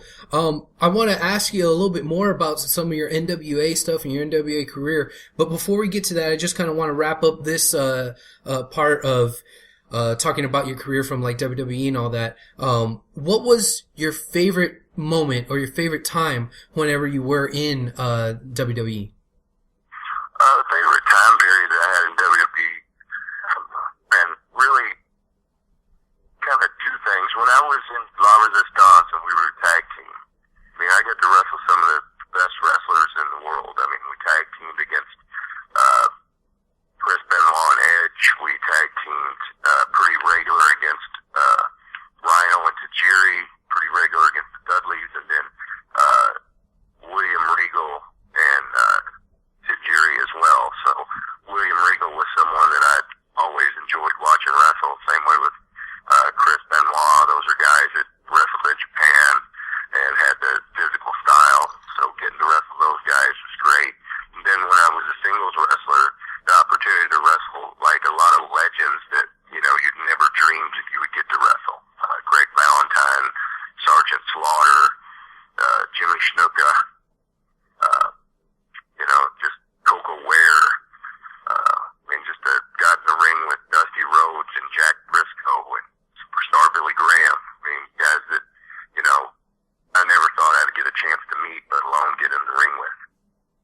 Awesome. Those were some awesome guys that you really got a chance to wrestle, and that's really cool. And I think that right now that you're in the NWA, we're going to transition to NWA here a little bit. I think it's really neat that the NWA is still around and it still has that prestige and that heritage to the NWA title. And you're the one who carries that title right now. That's very prestigious. And how do you feel about carrying on the lineage of the NWA World title? It's definitely an honor to be the NWA World Heavyweight Champion and to be recognized on the same list of guys who have been household names for, in wrestling business forever. And then there's a sense of responsibility that goes along with it too, because you're representing a title that's been held by, Ric Flair and Lou Thesz and Dusty Rhodes and Jack Briscoe and Adam Pearce and Cahagas and there's a huge list of guys that have had it. Now your name's on there too, and you want the company itself to grow along with you as a champion. So you don't want to be the guy that dropped the ball and wasn't a good representative for the NWA and wasn't a good wrestling champion that defended it night in and night out and traveled and just represented yourself in a positive way and could handle yourself in the ring, and people think of you as being a good wrestler, someone that deserves to be in that spot. Indeed. And right now, the NWA, it seems like it's having a resurgence. It's kind of going back on the rise now. And I think that's really cool. And we're going to have, this really, I would say unprecedented event where not only are we going to see the best that the NWA has to offer and what's going on in our chapter, the NWA Houston chapter, but we're also getting invaded by New Japan. That's really neat for the fans. But as the guys in the locker room, how's that make you guys feel? NWA's trying to come over here, New Japan's trying to come over here and, rein in on your turf there. How's that gonna go? Well, I think it's a great thing that we're recognized worldwide enough that a great company like New Japan wants to come in and get in on what the NWA is doing. They had a pay-per-view called Invasion, and wrestlers from CMLL in Mexico and then NWA came and invaded New Japan, and I defended the World Heavyweight Championship against Kojima and pinned him in the middle of the ring with the ego trip. And then I've gone over there twice since then, beaten Nakanishi and Jushin Thunder Liger. So I think it's their chance to come over here and try to redeem themselves for, I've gone over there 3 times representing the NWA on their turf and come away victorious. And now it's their turn to come over here and show the American fans what New Japan Pro Wrestling has to offer whenever they take on the National Wrestling Alliance right there in Houston, Texas. So, I think the guys over here are welcoming it. Come over. They'll see what we've got, and we'll see if our best can hold up to your all's best. Awesome. I can't wait to see it. And, you mentioned about Liger coming. I've never seen him, and that's not only is this going to be a cool thing, for the wrestlers and, an honor for having them to come over here and wrestle here, but I think for us as fans, I've never seen Liger in person. That's going to be really cool for, a guy like me, and I'm sure there's other people out here in the Houston area, that would feel the same way. And I think it's just going to be an awesome, awesome show. Now let me talk a little bit about what you're doing. You're going to be defending the NWA title, and it's going to be in a no DQ match against Byron Wilcott. How's that going to go? Well, the last time NWA Houston, he's the Lone Star champion, and I had to defend the championship against him in Houston in a regular match, in which I fully intended on bringing hard-hitting wrestling. And what happened was he said he was going to leave me laying and he was going to take my title. And in reality, he did leave me laying because he knocked me out with a shake weight and got disqualified. So he didn't win the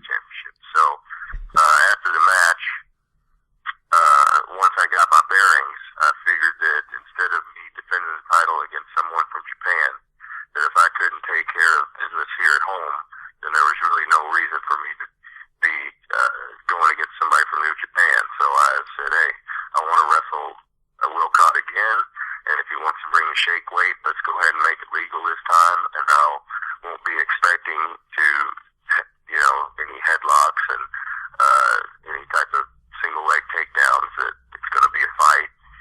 The shake weight, if he's going to bring it, let's just make it legal so I know it's coming, and anything else will go too. So if he wanted to fight, at least now I know that's what we're getting into, and that's what's going to happen. Sounds good, man. Sounds good. It sounds like it's also going to be a really hard-hitting, awesome match. And, man, a shake weight? Really? I mean, you really gotta sink low to hit somebody with a shake weight. Come on now. I hope you really teach that kid a lesson. I hope that when he lifts weights that he use something more than just the shake weight. Because he's a pretty big guy. I don't see how he got to looking that way just using the shake weight. But, that's just the way it is. But, I travel around the world. I travel around the country with the NWA, and I try to be an ambassador for the NWA, as kind of a positive professional, someone that the other guys can look up to. But there in Houston, I wasn't always nice. I didn't always follow the rules, but now there's not going to be any rules, so I don't have to come in and be nice anymore. There in Houston on the 18th, he can get, he wants to be dirty, I think anybody who's ever seen me on television knows that I can be dirty with the best of them, so that's what's going to happen. There you go, man. It's going to be great. It's going to be awesome. I look forward to it a lot. Before we go ahead and wrap it up, is there anything that you need to throw out there, something that you want to plug, or maybe share a Twitter or anything like that? Yeah, I'm really accessible, and I really enjoy interacting with people who appreciate pro wrestling and, enjoy watching it and talking about it, and other promoters out there that want to bring me in for whether it be autograph signings, personal appearances, or wrestling matches. I can be reached at doittheconway@AOL.com, which everybody should be doing at the Conway. and I get on Twitter, it's Rob Conway.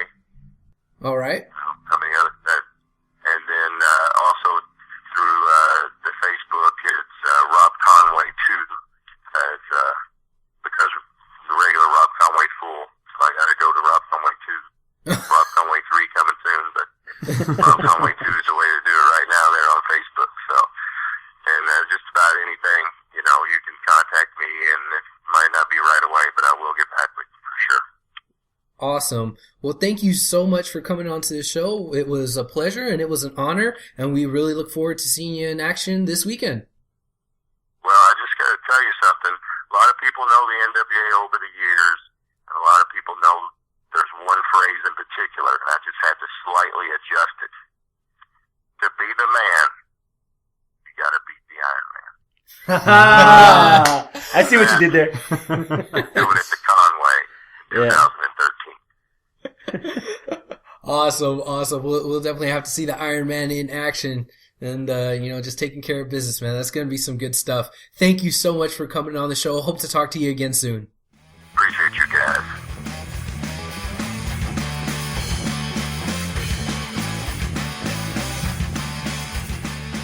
All right, there we go. Pretty cool. Rob Conway. He was a good dude. Yeah. He That was awesome. Easy to talk to. He's a nice guy. Yeah, I enjoyed the interview. Yeah, I did too. Same here. Yeah. So good stuff. And we can say we've interviewed an NWA World Heavyweight Champion. True. Yeah. I know. Yeah. That's pretty cool. And former WWE Tag Team Champion as well. Yep. Yeah. So awesome. We're getting there. Yeah, moving Thanks. on up. I thought you were going to keep... Did you forget the lyrics? That's the to only the part I east know. side. To the east side. We're not over. How do you forget to the east side? Come on, everybody. Because I'm not from the east side. Oh, for fuck's sake. This guy over here's not old enough to know what song you're talking about. This is Texas, man. I know what the song is. One for, that show. Anyway, thanks to NWA Houston for letting us interview their champ. Yeah, that was really cool. Thank you so much. We look forward to working with you guys again, and we really look forward to your show coming up This Friday. Yeah, this Friday, the 18th, and it's at the Humble Civic Center. Hopefully our new fans of the show will appreciate us taking their criticisms to heart. We cut down the TNA chatter a bit, and now they also wanted us to get more in detail with NWA Houston, and we're going to take the first big step for Wrestling Kind Yes. this indeed. Friday. Yeah, this Friday. So this is going to be pretty cool. The VIP ticket site here are already all sold out. Gone. Yeah, Finished. Those were None. 40. They were for meeting. There's a meet and greet beforehand. And then you got front row, and those are $40, but those are sold. But the $20 general admission tickets are still Right. available. So, you can check that out at NWAHouston.com, right? Right, yeah, it's NWAHouston.com, and you can click on the buy tickets now. And it's a will call, so you just buy your tickets online, go up to the ticket window, and tell them you got your ticket. Yeah, and if you're coming from out in town, or you plan on staying the night or whatever, like if you're coming from San Antonio or whatever, there's also a hotel thing, right? There's a special discount? Yes, the Fairfield Inn and Suites off of 59. If you mention the NWA, you'll get a $79.99 rate. Cool. Sounds good. So, I think this is going to be a pretty darn good show. I'm really excited for it. I'm really excited to see Jushin Thunder Liger. Oh, absolutely, yeah. That is just going to be too cool. So, there's going to be a lot of other stuff going on. They got a stacked card for this show. Chris, you want to run down the card? Sure, why not? We're going to start it off from the bottom. Tag team grudge match. Modern day hero Kevin Douglas and Ricky Starks are going to go against Carson and our favorite one-man Mike Dell. Nice. Now, Ricky Starks, he was the guy that got the tuna salad or whatever in his ear by Ryback a couple of months ago, right? That guy. Yeah, that guy. Yeah, he's going to smell delicious. Yeah, and it's always good seeing Houston Carson and Barbie. Oh, yeah. Barbie will be in Carson's corner. Cool. So can't wait to look forward to that. You can't even spit it out. No, I'm so excited about it. Hey, keep it PG there. Let's see. Any NXT fans, we got Michael Tarver from season 1. He's going to be going up against Godzilla Jax Dane, which is going to be interesting. Jax Dane's a beast. He's huge. He's killer. Yeah, it's cool seeing Tarver also. That'd be Student versus teacher. Raymond Rowe is going to wrestle Lou Marconi.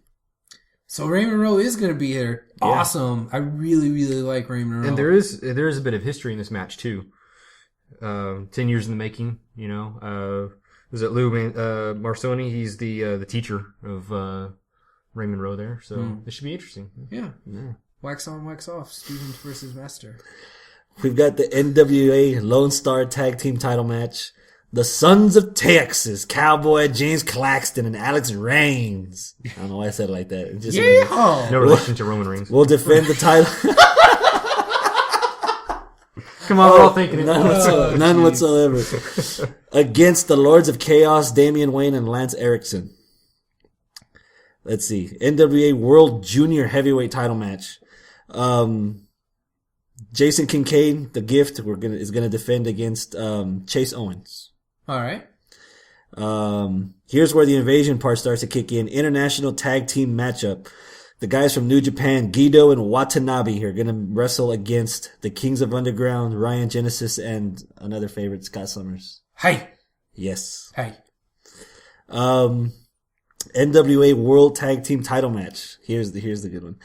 Or a good one. Jushin, Thunder, Liger, Hiroyoshi Tenzan are going to team up against Lance Hoyt and Davey Boy Smith Jr. for the NWA World Tag Team titles. That really is going to be a freaking international match. You got, the Japan guys.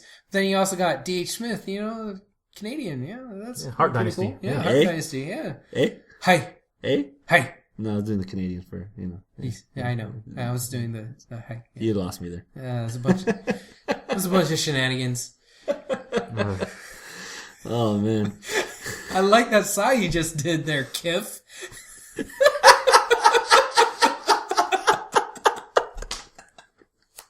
Brannigan! That was fitting. I had to do it. Yes, it was. And then the main event. Ironman Rob Conway, who you just heard moments ago, against the NWA Lone Star Heavyweight Champion, the addictive and expensive Byron Wilcott, with shake weight. Shake weight in total. Yes. No DQ match for the Should be good. NWA World's Heavyweight Championship. This card. Look how many like title matches are on here. Yeah. So this is a stacked card. Better than Bound for Glory. Hashtag better than Bound for Glory. I don't think anybody's. We're gonna get that bitch trending on Friday. Oh man, we're gonna have such an awesome time out there. I hope some of you guys get to go out there and watch the show. And if you see us, come up to us, tell us hi, let us know what you think about hi or hi. Hi. Bye. And, and just give us your feedback. I mean, that's what happened at the Mick Foley show. We got a little bit of feedback about us to tone down the TNA and start covering NWA. And so we're trying to listen to our fans and, just come up to us, say hi. We don't bite hard. And well, you get kind of hungry, so you might. Feed me more. We're just waiting for the person to tell us that we need to start selling pants. Oh, yeah, that's true, too. Yeah. So, speaking of our shirts that we're going to be wearing, if you would like to purchase a shirt from us, we would highly appreciate it. You could do so by visiting ProWrestlingTees.com/Houston Wrestling Radio. I think you stuttered on that. Can you say They that one more make time? great dish rags, doorstops, towels, handkerchiefs. And shirts too, Chris. They're very absorbent.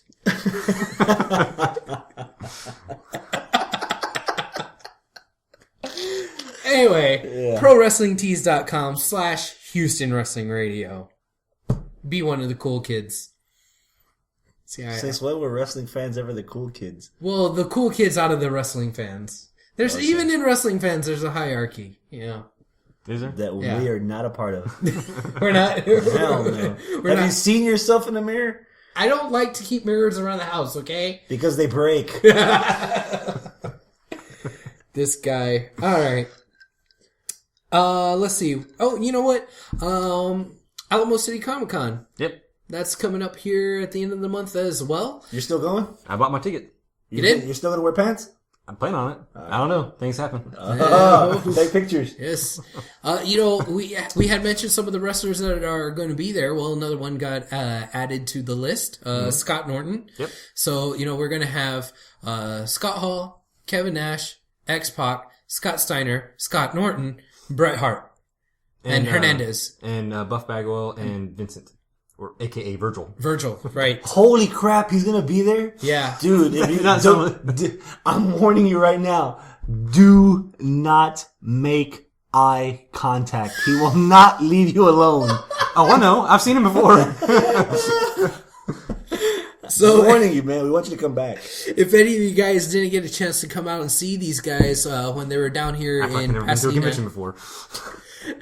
if you didn't get a chance to come out and see these guys when they were in Pasadena for the Clutch City Productions Super Show, head on out to San Antonio and check them out there. Also, while you're there, check out the Clutch City Productions booth. They're going to have a booth there. Tell our friends down there that we said hi. Hi. Hi. And just buy some stuff from them. They always have some really cool little autographs and whatnot and all that. So, another thing too, Clutch City Productions, they are going to have a signing of somebody. You're never going to guess who. Does it involve boobs? No boobs. You already lost him. Joe Montana. Holy crap, Joe Montana. Joe Montana's going to be in Houston. That's on the same level as boobs if you're a sports fan. Yeah. So Joe Montana's going to be down there thanks to the guys at Clutch City Productions. And, he's Awesome. going to be signing autographs, taking pictures and all that. It is, you do have to have some money to do it. But, hey, it's Joe Montana. So you can check that out on their Facebook page. Just go to facebook.com/Clutch City Productions, So, yeah. I still think I got a craving for Big Montana from Arby's. Gross. That is terrible, Chris or Travis. Oh, that That was terrible. Okay. Damn. So, híjole. All right. As speaking about the Clutch City Productions, another one of the vendors that were there when we had the show there, that we made friends with and we talked to, recently contacted us and let us know that they have a new Facebook page up. Elmer, the same guy that tipped us off as to where Mick Foley was hanging out the other night. Oh, that guy. Yeah, that guy. The informant is what I call The him. informant, The yes. squealer. Yeah, Elmer, and then Chris. They have a shop, and it's called the Wrestling Collectors Outlet, and just wanted to let you guys know. Head on down to their shop. It is at.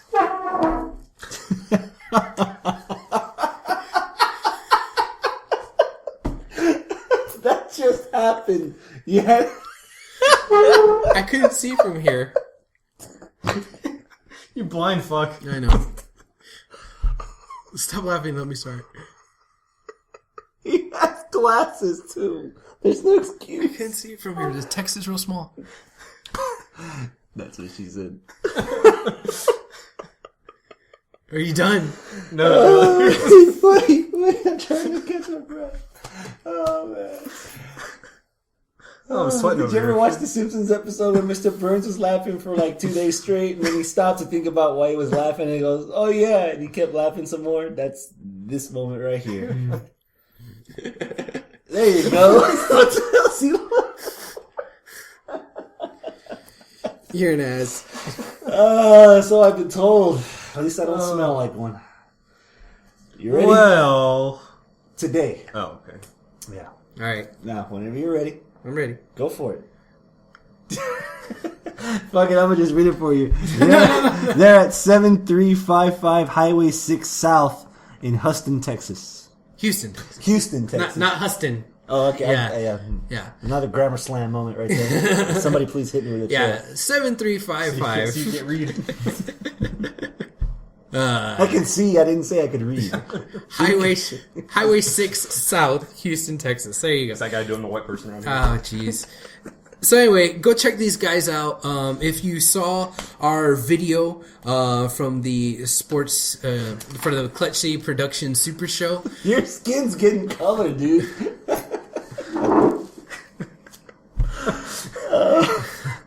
I'm trying not to laugh. He's doing it, man. oh my god. Go. So yeah, check out their shop.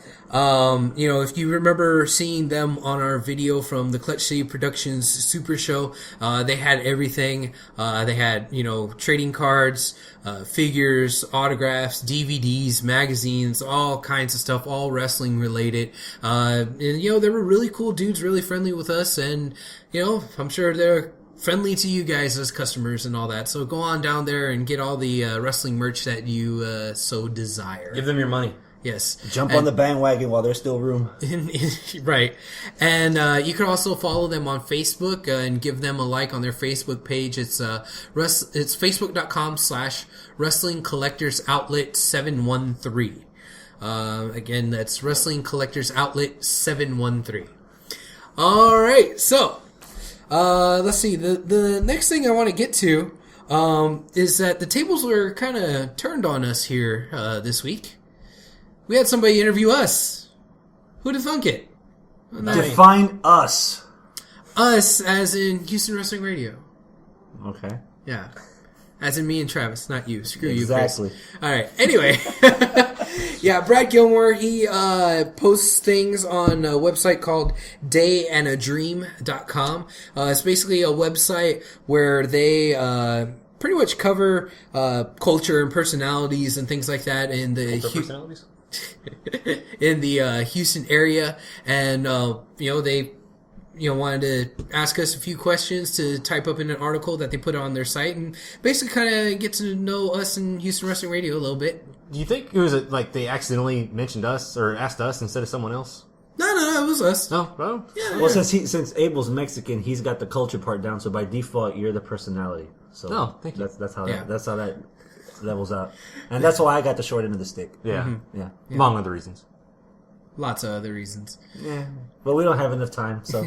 So go to their website, dayandadream.com, and check out our interview there on that website's pretty cool. Give you a little bit of insight as to why we started up this podcast and how we came around to doing it and all that good stuff. And thanks so much to Brad Gilmore for extending that opportunity to us, for us being the subject of an interview for once. Yeah, We're thanks, part Brad. of we're part of the I got you. Okay. I guess we're now part of the Houston culture. Yes, yeah. Who'd have thunk it? Wow. Yeah. That's how bad our culture is. God. I didn't say it was good culture. Chris, you're just sour, right? Because you didn't, but I'm tangy. we did mention It you. must be the Kool-Aid. We did mention you in the interviews. So. Yeah, the last time somebody said that, it turned out very bad. Well, it wasn't that bad. Mine was pretty bad. Bad enough. Well, that's good. That's par for the course for you. There were shenanigans involved. That was my favorite Green Day album for some reason. Shenanigans? I think it was the B-sides. Yeah, the collection was just something different. Yeah. Well, shenanigans is good. Yeah. So anybody that's making a drinking game out of this, I hope you haven't Ralphed yet. On that note, I think that's enough shenanigans for one evening. Oh my God, the dude's gonna be in rehab. Damn, we got Kurt Angle Jr. about to. God, give him a break. Yeah. All right. We tortured this poor kid enough. I guess that's it for this week. Anything else? All right. Well, adios, my friends. Keep it classy. Toodles. Shenanigans.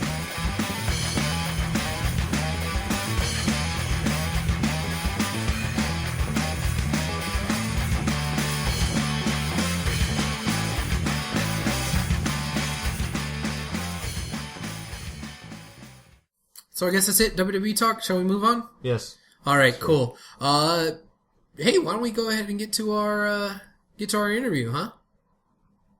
Are we going? Okay. Are we doing that now, or are we going to do TNA now? Let's do TNA. We're going to do Okay, TNA? yeah. I thought Should I try that again? Yeah, let's do TNA. Okay, let me try that again. No, that's all right. Just keep going. That's cool. TNA. All right. Should we go ahead and get to TNA now? Yeah, sure. Let's go. All right. Let's talk a little bit about TNA. He's gonna cut that shit out. I know. Yeah. All right. So.